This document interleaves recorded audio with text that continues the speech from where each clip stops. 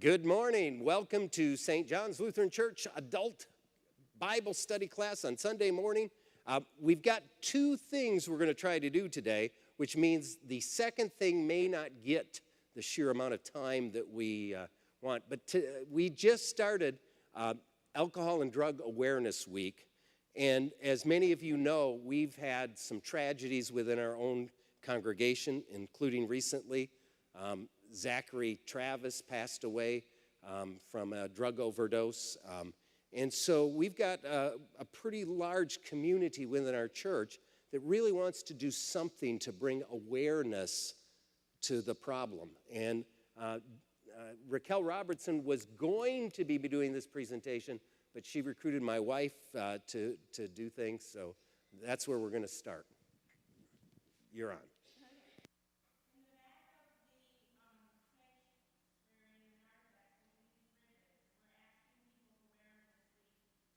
People to the awareness of drug and alcohol abuse.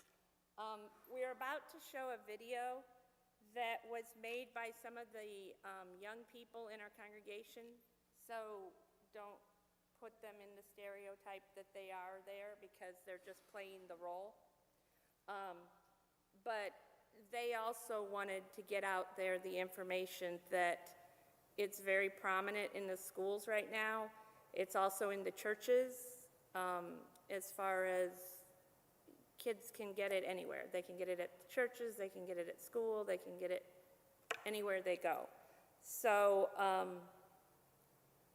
we'll start with the video and then I will do a PowerPoint for you.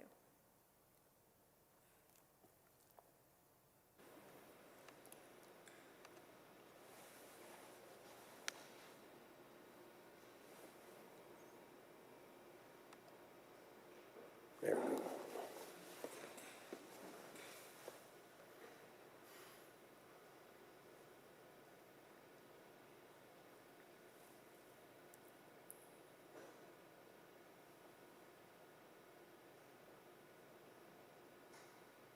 Hey, Julie, hit this joint with us. Yeah, it makes you feel great. I can't do that. My dad would literally kill me. Either you're a friend or you're not. Your dad isn't here. Just live a little. I thought you were recording that. Okay, fine. Just this once, but don't tell anyone. Hey guys, that party was awesome. I'm surprised you're into it. Yeah, once you hit that joint, you're on couch the rest of the night. Okay. Well, when do you want to do it again? Because I felt so relaxed. Julie, you know marijuana isn't free, right? Okay, well, I don't have a job, but I do know where my dad keeps his money in his stock drawer. Great, get some cash and get us some for Friday night. Alright, I'll give it to you Friday before class. Julie, I thought you were scared that your dad was going to catch you. Now you're the life of the party.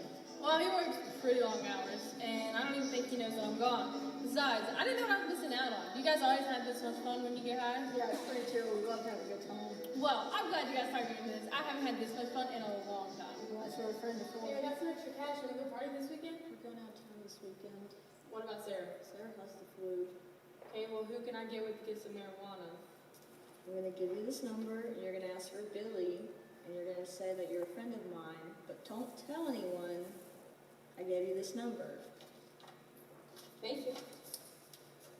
Hey Billy, my name's Julie and I'm friends with Lacey. She said you could hook me up with some marijuana. I'm all out of marijuana, but if you're looking to get high, I've got some heroin. Meet me in the school parking lot and bring some money in about 30 minutes. Okay, see you then. Got cash? Yeah. All right. So what's this heroin stuff? Everything you're needing is in this bag. It's way better than marijuana. But if you get caught, better not rat me out. I'm killing you. Don't worry. My parents are home and my brother's at a friend's house. You will not regret it. We're home. Julie? Julie? Hey, have you seen Julie? Well, no, but she was here when we left and she didn't mention going anywhere. Well, here, I'll call her and just see if she's here. It's going straight to voicemail, but I thought I heard the phone. Well, maybe she's asleep because her car is outside, so I'll check. Julie, honey, the door's locked. Julie, come over, unlock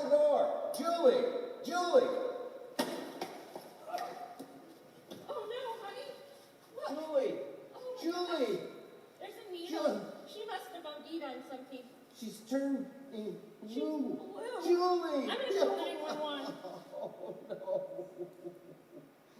Oh, no. Hi, my name is Josh Robertson. I'm a father and I'm also a deputy and school resource officer with the Catawba County Sheriff's Office. Each day we see young teens and adults that struggle with some type of addiction, and no matter how hard we try, we know that we cannot save them all, and that's something we all struggle with. No matter how and where you grow up, addiction can hit any family. Just a few weeks ago, my family was hit with a tragedy from an addiction. If you or a family member is struggling from an addiction, please don't be afraid to talk to someone. Remember, it is okay to say no, and if you're getting pressured into something that you know is wrong, walk away, because you can become who you hang around with. You can always find more friends, and you can be the difference in someone's life, and maybe even to someone you love, by making the right decisions. If you need help with an addiction with drugs or alcohol, please seek help or speak to someone. If you're in a school, talk to your guidance counselor or your school resource officer. We are here to help you.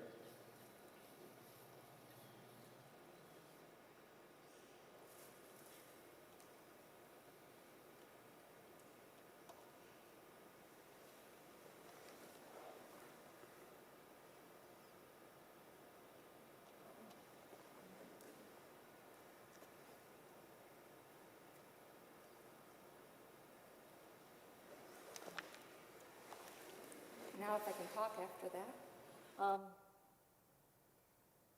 There are many people at St. John's that have been hit by this. We started a support group, was it a year or 2 years ago? And for the longest time, all of us kept it a secret. We didn't want anybody to know. For many reasons. One, as a parent, you feel as if you failed. But we realized after we started this support group that we couldn't fix anything, but it sure does help to know you're not alone and that you have others that you can confide in and share with, that you know it's going to stay there and not be the next gossip session. But right now, and Raquel made the PowerPoint, it has some statistics that I don't think many of us were aware of. So as far as alcohol and drugs, more than 67,300 Americans died from drug-involved overdose in 2018. That's a lot of people. And this next one is the one that got me. Okay, so Hickory, North Carolina, is ranked 5th in the top 25 cities across the U.S. for in the United States for opiate abuse. Now that one got me, 5th. And as I often tell people, Hickory, Conover, Newton, even Claremont, they all kind of run together. And as we were talking to the resource officer, it was Georgia, Charlotte, Hickory are your 3 main hubs in this side of the United States. And if that doesn't scare you, it's just crazy. This is something that my son put on, something similar to this, on his Facebook page shortly after Zach died. And his was a little bit bigger, but it only takes a grain of salt of fentanyl to kill you. And the way it was described to me is that if you spend $500 on the heroin, the dealer, then he can take fentanyl and pay a little bit less for that, put the two together, and then he can make a whole lot more than what he's could make off of just the heroin. So a lot of your drug dealers lace their heroin with fentanyl. And something that our son told us that literally shocked me is that when someone dies of an overdose, a lot of the heroin addicts are looking to find that dealer, because that dealer now becomes the most popular dealer, because everybody wants the most potent. They want that stronger hit. The next one just shows you that drug dealers don't discriminate against race, economic status, or age. Drug dealers are now starting to target your upper elementary school kids and your middle school kids. They've found that the system doesn't know what to do with those kids because it's not set up for kids that young. And they've also found that they can give them just about anything, an Xbox game or a PS2 game, and they will deliver the drugs for them for something so little. And they give them drugs to get them hooked, and then they tell them that if they tell anybody that they'll be in trouble because they already took the drugs, which is something to tell your kids that that's not true. Then it's in television and in movies, drug dealers are usually very obvious. They are usually wearing grungy clothes and being open about what they are and what they do. But in reality, many drug dealers are much more discreet and they blend in very well. Like I said before, it's a known fact to me that throughout the years, we have had several people here at St. John's that were actually dealing drugs to children, to other adults. And if it can hit that close, you know it can be anywhere. Warnings that your child is using drugs, there's changes in their sleep pattern if they don't want to sleep at night, but they're awake constantly. And I know some of these are teenage things too, but it's in excess. Deterioration in personal grooming or physical appearance, if they're shaking a lot, have tremors, slurred speech, unstable coordination, if they're skipping class or their grades are going down. If you find money missing or valuables or your prescription drugs. I was told years ago that if you have a surgery and you don't finish, or an injury and you don't finish your drugs, that you should take them to the police officers. They have a drop box there, or get rid of them, or lock them up, something, because even somebody who comes to visit you, or somebody who comes to repair something in your house, a lot of times they will go in there and they will take some of the medicine because they realize that you're not going to keep a close eye on it, and you probably won't even miss it to begin with. Clashes with family values and beliefs, demands more privacy, locks their door all the time, or avoiding eye contact. Unusual use of incenses or perfume or air fresheners. If all of a sudden your child is smelling really perfumey or like air freshener, you know that they're trying to cover something.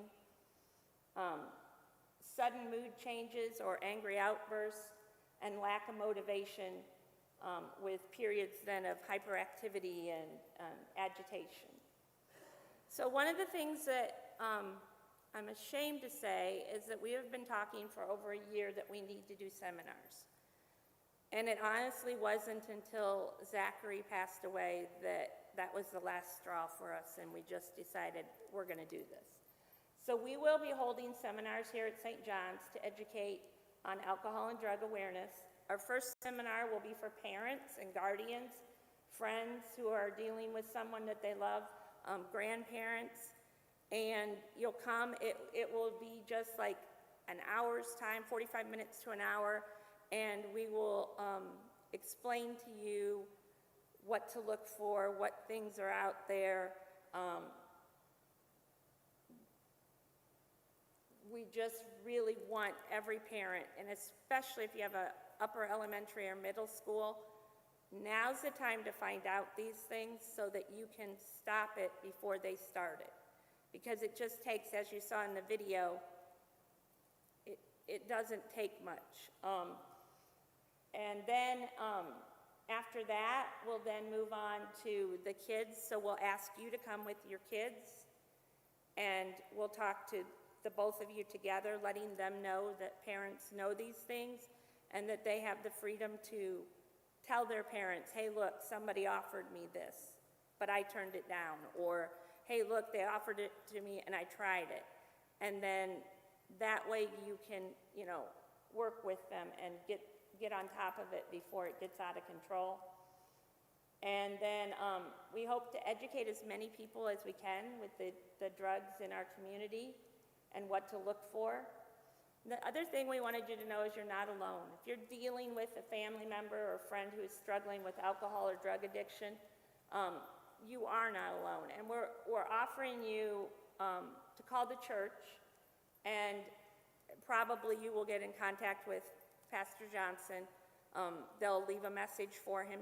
You don't even have to tell him, the secretary or whatever, what it is if you have to leave a message. And then our support group would be happy to meet with you, or you can meet one-on-one with Pastor Johnson, whichever you choose. Again, the support group is we don't share with other people what's shared there. It's a time to share your frustrations, your griefs. You know, I know I got a lot of good information, like what not to do, what to do. And, okay.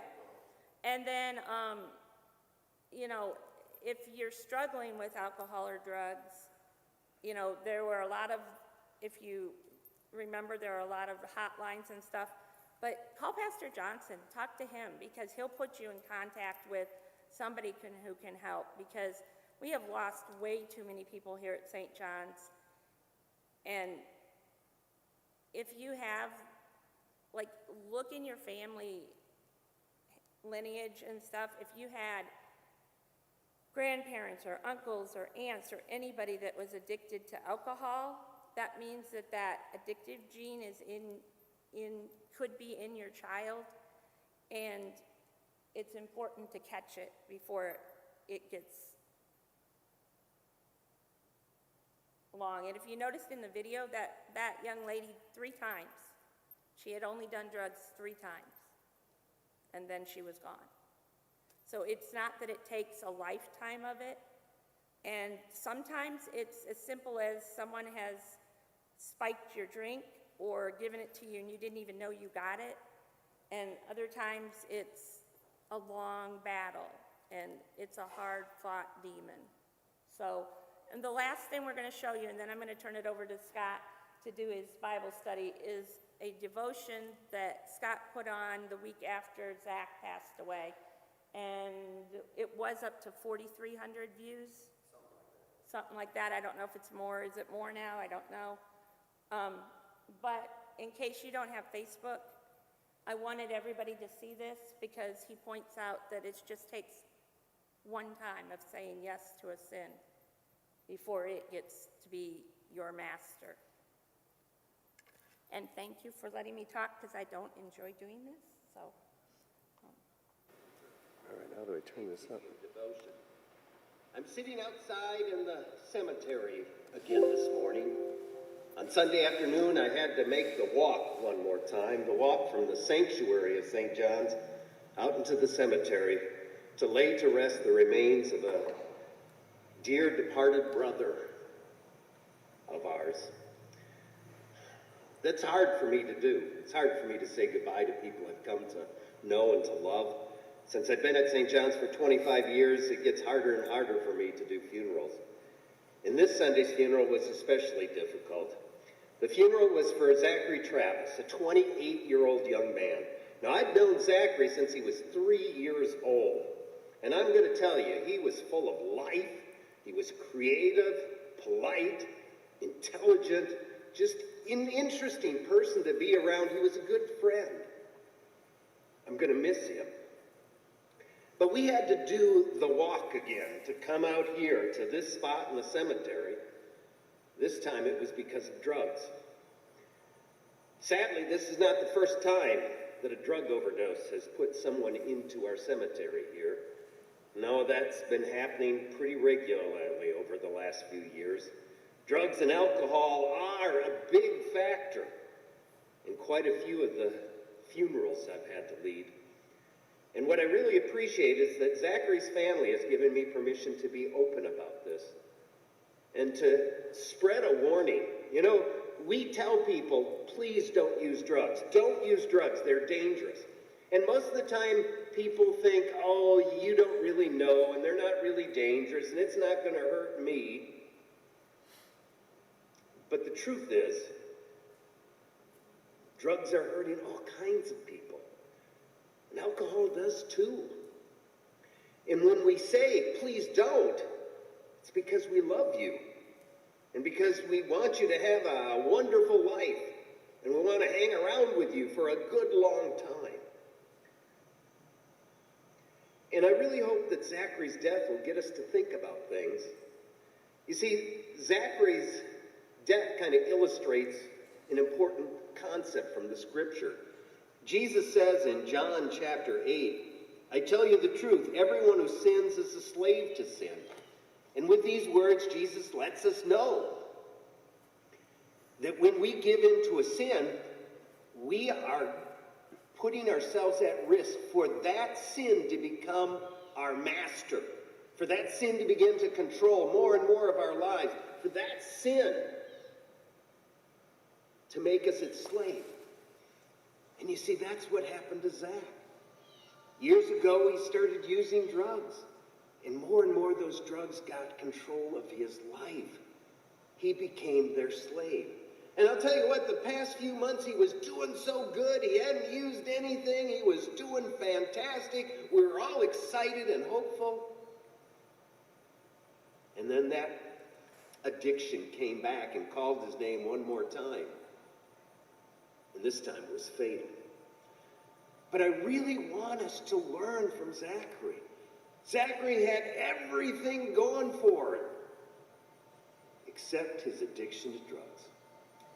And I really pray that all of us will think twice before we give in to that sin, before we give in to that temptation. It's so easy to think that drugs and alcohol are the answer, that they're the key to happiness in life, but they're not. They only destroy. They only destroy happiness, and they destroy life itself. So learn from Zachary. And I really want to encourage all of you parents and grandparents to do something with this video. I want you to share it with your children, share it with your grandchildren, share it on Facebook. Urge everyone to watch and just think about the true cost of illegal drugs. Because the true cost of illegal drugs is not in how much money they cost. It's on how many lives they destroy. And sadly, Zachary was one life that was taken way too soon because of drugs. May we learn a lesson well from my friend that I'm going to miss so much.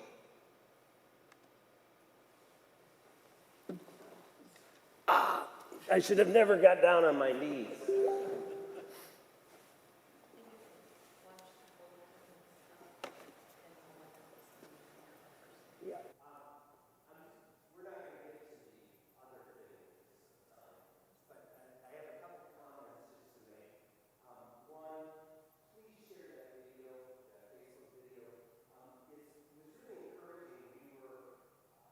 Attending a fundraiser, and a lady I'd never met came up to me and thanked me for that video, and she had two children, one in college, one in high school, I think, and she had shared it with them.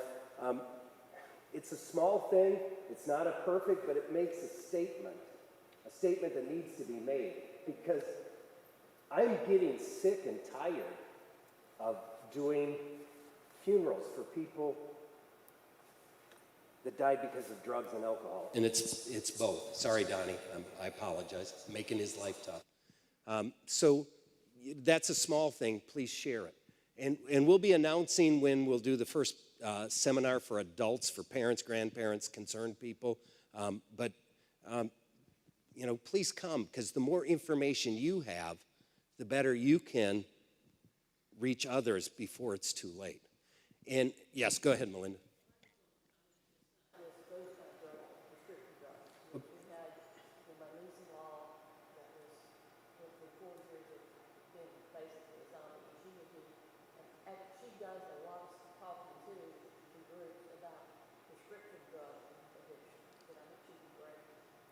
So yes, and it can be like famous person, Rush Limbaugh, had an addiction to pain pills that were rightfully prescribed for his back, but it's still, they began to control his life. And that's what happens with oftentimes. So yes, this is a common thing, and it's all ages. I'm going to tell you, I am shocked sometimes by the amount of people my age, the tail end of the baby boomer generation, that still think, well, marijuana's okay. It's no big deal, you know? Yeah, and go ahead, Garrett. I'm a former addict, but what you said is exactly right about prescription painkillers because heroin is an amped up version of that. It's like the strongest thing you can put your hands on. So when these pill addicts, it's too much, they go to heroin. Yeah. So, you know, Now, there's another important concept that needs to be made. That guy who played the father in the video, the movie, world premiere, he needs an Oscar. I want you to contact whoever's in charge of the Academy Awards.